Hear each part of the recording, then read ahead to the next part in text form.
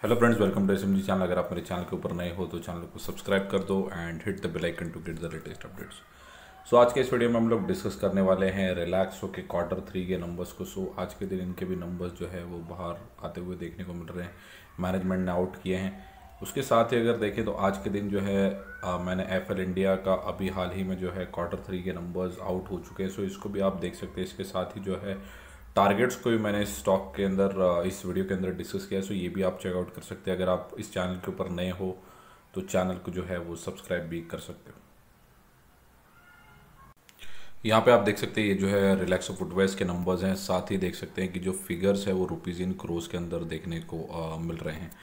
अगर इस क्वार्टर की बात करें तो 685 करोड़ के आसपास की जो इनकम है वो देखने को मिल रही है। उसके एक क्वार्टर पहले अगर देखें तो 675 करोड़ के आसपास की इनकम थी। तो आप बोल सकते हो कि 10 करोड़ से जो है वो इनकी इनकम बढ़ते हुए देखने को मिली।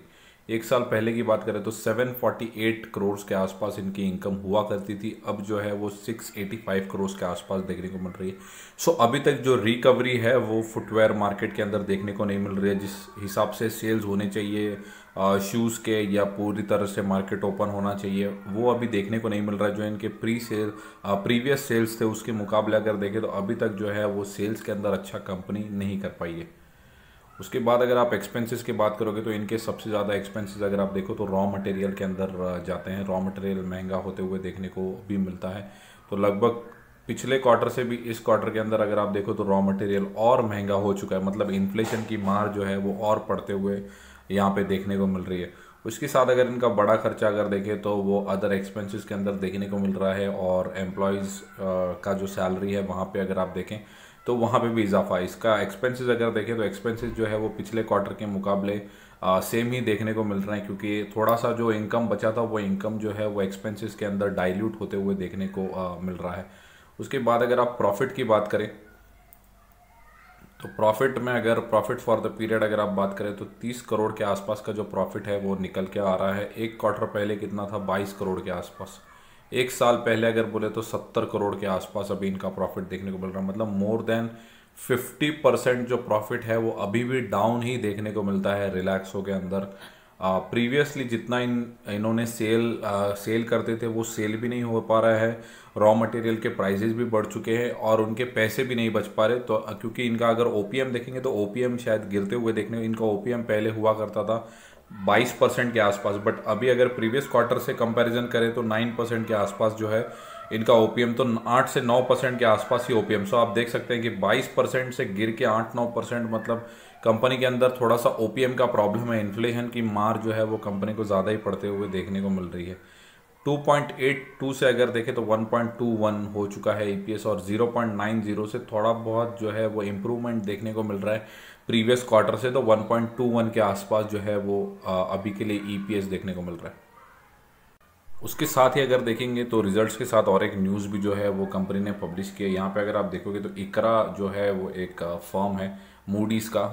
तो वहाँ पे अगर आप देखेंगे तो इनको जो रेटिंग है वो AA कर दी है। सो टॉप रेटिंग क्या होती है, AAA जो होती है वो टॉप रेटिंग होती है। तो यहाँ पे जो है इकरा के अंदर 3 टाइप के रेटिंग स्केल होते हैं। एक होता है लॉन्ग टर्म, एक मीडियम टर्म और एक स्मॉल टर्म।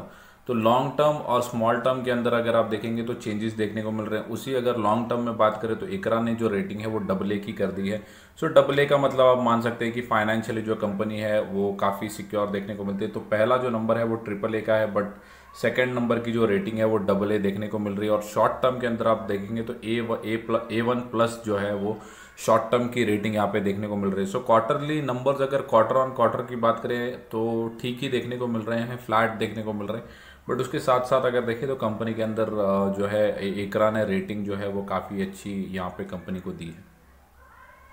सो अगर कंपनी की लास्ट ट्रेडिंग सेशन की बात करें तो लगभग 1.5% के आसपास की जो तेज़ी है वो देखने को मिल रही थी। मैंने पहले भी वीडियो बनाया था जहाँ पे मैंने कवर किया था कि कंपनी जो है वो 800 या 750 के आसपास अगर आपको देखने को मिलती है तो आप जो है वो SIP के वे में मैं कहूँगा कि स्मॉल क्वांटिटीज़ ही अभी के लिए आप रिलैक्सो फुटवेयर्स के अंदर बाय करो।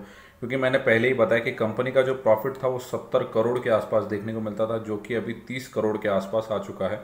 सो जब तक ये वापस 70 करोड़ तक नहीं जाता, और लेकिन अगर आपको ये चीज़ भी ध्यान में रखनी है कि कंपनी अगर बैक टू प्रीवियस सेल्स और प्रॉफिट अगर आ जाती है वो कब आएगी वो आपको भी पता नहीं चलेगा। मार्केट सिचुएशन, वो रॉ मटेरियल कितने में बाय करते हैं, क्योंकि जो उनकी क्रेडिट साइकिल चलती है वो आपको 3 महीने बाद पता चलेगा। तो मैं यही कहूँगा कि आप जो है स्मॉल स्मॉल क्वांटिटीज़ के अंदर अभी अगर देखेंगे तो प्रीवियस क्वार्टर टू क्वार्टर के बेसिस पे नंबर्स अच्छे परफॉर्म किए। तो आप क्या कर सकते हो कि मंडे के दिन जो भी रिएक्शन होगा पॉजिटिव या नेगेटिव, तो वहाँ पे एक एक दो दो शेयर करके आप हर गिरावट के अंदर जो है वो बाय करके चल सकते हो। उसके बाद अगर मैं 1 साल की बात करूँ तो 1 साल के अंदर काफ़ी बड़ी गिरावट जो है वो स्टॉक के अंदर हो चुकी है। लगभग 37% के आसपास की गिरावट यहाँ पे है।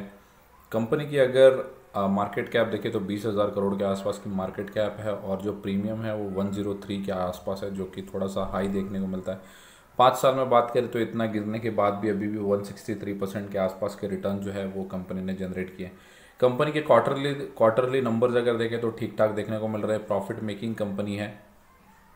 उसके साथ ही अगर बात करें तो कंपनी जो है वो मार्केट लीडर है। नंबर 1 पे जो है वो रिलैक्सो देखने को मिलता है। उसके बाद नंबर 2 पे जो है आपको बाटा देखने को मिलेगा। सो ये अगर कोई बेट खेला है कोई फुटवेयर कंपनी के अंदर, तो लीडर के अंदर बेट खेला है, क्योंकि सबको अगर रिलैक्सो को रॉ मटेरियल प्राइजेस महंगे पड़ रहे हैं या उनका जो ओपीएम है वो गिरते हुए देखने को मिल रहा है, तो ये सभी कंपनीज के अंदर प्रॉब्लम देखने को मिलेगी। क्योंकि एक कंपनी को रॉ मटेरियल सस्ता मिलेगा और दूसरी को नहीं मिलेगा, ऐसा नहीं होगा। और वो भी लीडर को सस्ता नहीं मिल सकता, ये तो एकदम ही बेकार बात है। तो मुझे ऐसा लगता है कि अगर इनको प्रॉब्लम फेस करना पड़ रहा है तो पूरे मार्केट के अंदर सभी कंपनीज को प्रॉब्लम फेस करना पड़ रहा है। तो अगर कोई स्टॉक के अंदर बाय किया तो वो जो है वो उस सेक्टर का लीडर देखने को मिलता है। तो मैं यही कहूँगा कि अभी के लिए अगर आपको बाय नहीं करना है इन टर्म्स ऑफ फंडामेंटल्स या वापस से सुधरेंगे, बट मुझे ऐसा लगता है कि कंपनी के फंडामेंटल जो है वो प्रीवियसली इतने ईयर्स से काफ़ी अच्छे देखने को मिल रहे हैं, बट कोविड, इन्फ्लेशन और डिमांड के अंदर जो कमी देखने को मिल रही है, या थोड़ा बहुत यूरोप के अंदर शटडाउन देखने, तो यहाँ पे जितनी भी चीज़ें देखने को मिल रही है जिस वजह से स्टॉक जो है वो थोड़ा सा अंडर परफॉर्म करते हुए देखने को मिल रहा है। बट यही जो राइट टाइम होता है कि गुड फंडामेंटल स्टॉक के अंदर जो है खराब क्वार्टरली नंबर्स के अंदर अच्छी बाइंग करना, यही एक अच्छा स्ट्रैटेजी है। तो मैं यही कहूँगा कि स्लो स्लो बाइंग करें, एक एक दो दो स्टॉक, क्योंकि स्टॉक भी अगर देखें तो 800 रुपये का ही है। तो अगर आप 2 स्टॉक भी बाय करोगे तो 1600 रुपये के आसपास की जो है आपका कैपिटल लगेगा। तो हर हफ्ते के अंदर जैसे जैसे आपको गिरावट देखने को मिले आप एक एक दो दो स्टॉक करके बाय करके चल सकते हो। सो ओवरऑल कंपनी काफ़ी अच्छी है, बट अभी थोड़े प्रेशर से गुजर रही है, जो कि सभी कंपनीज गुजरते हुए देखने को मिल रहे हैं। कंपनी का अगर 52 वीक हाई देखें तो 1339 के आसपास है, 52 वीक लो देखें तो 790 के आसपास है। सो उसी के आसपास ही ट्रेड करते हुए देखने को मिल रहा है। सो 800 के आसपास अगर आपको स्टॉक मिलता है, 790 800 के आसपास, तो यहाँ पे भी जो है आप बाइंग करके चल सकते हैं। सो ये थी मेरी कमेंट्री फॉर रिलैक्सो फुटवेयर्स। अगर आपको वीडियो अच्छा लगा होगा तो वीडियो को लाइक कर दो एंड चैनल को सब्सक्राइब कर दो। Thank you guys.